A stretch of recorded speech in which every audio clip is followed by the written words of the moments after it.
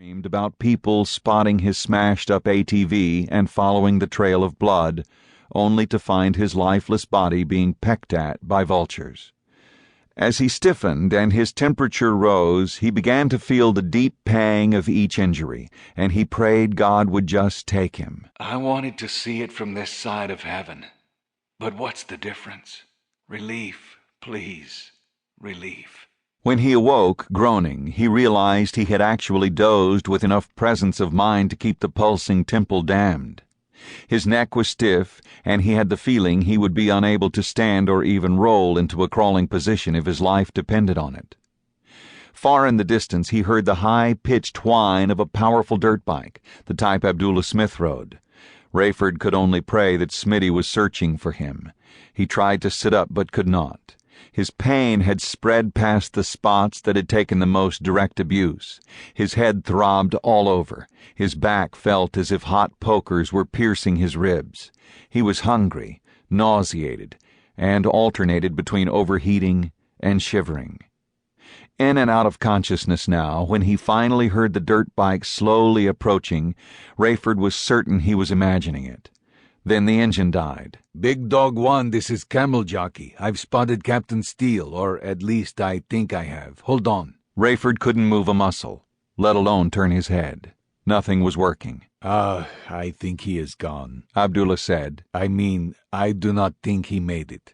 Oh, Captain Steele, he said. The Jordanian gently rolled Rayford onto his back, sounding so grief-stricken that Rayford was moved.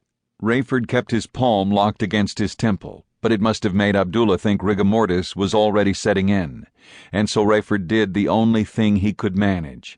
He pulled his hand away from the wound. Well, hello, Abdullah said. Dead men do not bleed. You are there, are you not?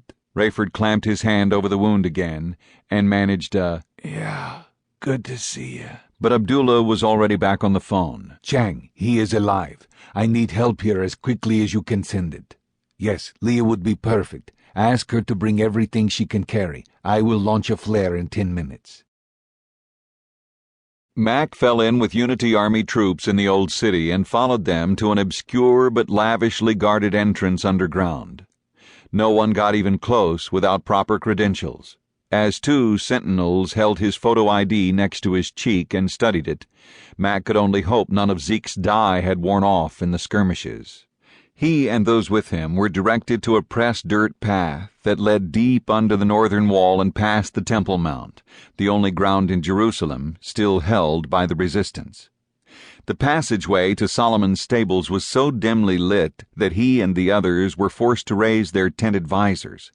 Mac was grateful the edge of his helmet rode low over his eyebrows, not exposing that he bore no mark of loyalty. As they reached the southeast corner of the Temple Mount, some 40 feet underground, they came in sight of the pillars and arches of Solomon's stables. The halls, made up of a dozen avenues of pillars, were a little over 30 yards wide and nearly 30 feet high. At least 100 men, not in uniform, seemed to be tending more than 1,000 horses. The place reeked of horse manure and urine. Attention! Someone shouted. Silence for your potentate! Mac wondered where Nicolae could be. Mac recognized Carpathia's voice coming from inside a pillared room. Gentlemen and ladies, you will be pleased to know that several months of renovations here were accomplished in the space of fewer than 3 weeks.